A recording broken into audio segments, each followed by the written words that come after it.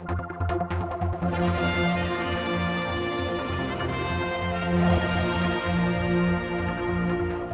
we come back to the St George's Memorial. We were here just a few weeks ago, of course, for the unveiling of the plaque. A gentleman who couldn't make it today but has come over to do a special presentation tonight at the Manx Museum is Tom Robson. And I'd like to show you this book. Let's hold that up to the camera, because this deals with being a seaman in the Royal Navy. But it's got a chapter on here, but you were never here yourself. Never. This is the first time I've even been on the island. How did you do all the research then? Well, I done my own research from where I was trained as a boy seaman, most of them, and from that I speak to people at reunions and things like that, and it all sort of comes together. Then I've got to do a bit of studying as well, and come up with, because this is the only book written about the history of boy seamen in the Royal Navy from the beginning of the 19th century. They've never had credit really for what they've done. I mean, a boy seaman was awarded the Victoria Cross, and apart from that, they've never sort of highlighted the service they gave to the country. For instance, in World War II, there were 534 boy ratings killed in the Navy, and the treatment and the discipline was really hard, something which we should have today, and they emerged as the most disciplined professional sailors in the whole world of any universe. They were brilliant at the job and very brave, and a lot of them gave their lives as young as 16-year-old.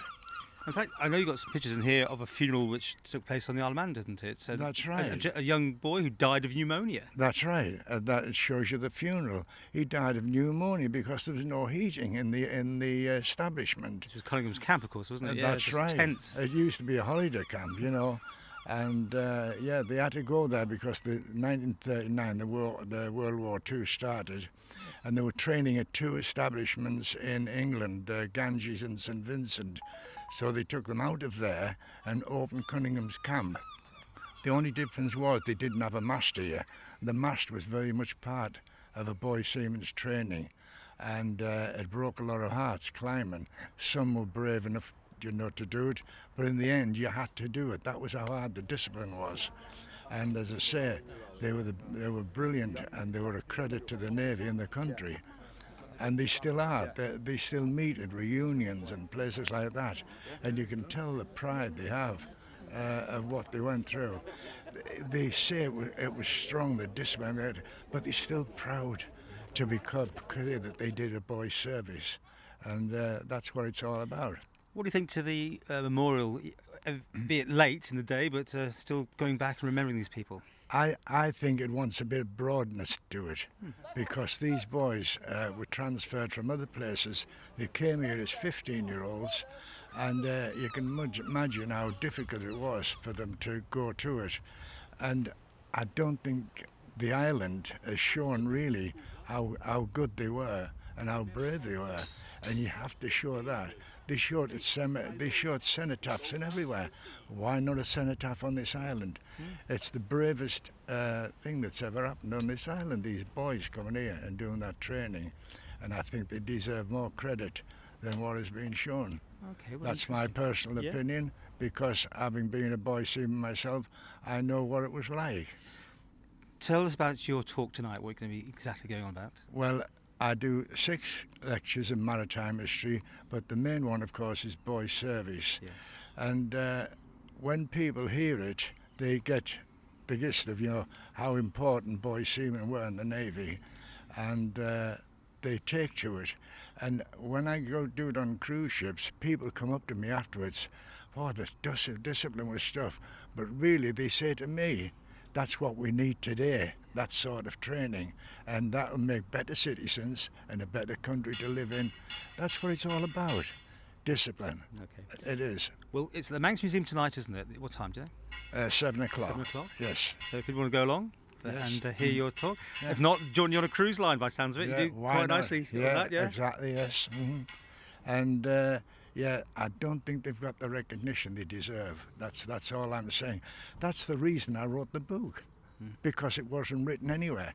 I go to the big museum, Navy Museum in Portsmouth, and there's not a thing about boy service. I was there just 4 weeks ago, And I've talked to the people who do the history upstairs, and I've communicated with them, about a particular boy who received the ultimate punishment.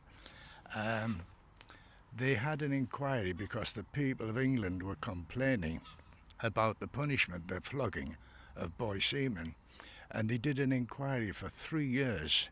It lasted 3 years and 3,500 pages. And the captain who was the chairman was a Ryder, Commander Ryder. He was one of the cruelest captains on training ships, and they picked him for it. At the end of the day, he said, no, we carry on with the birching, and we'll add to that, when they join their first ship, they qualify for the same punishment as everybody on that ship.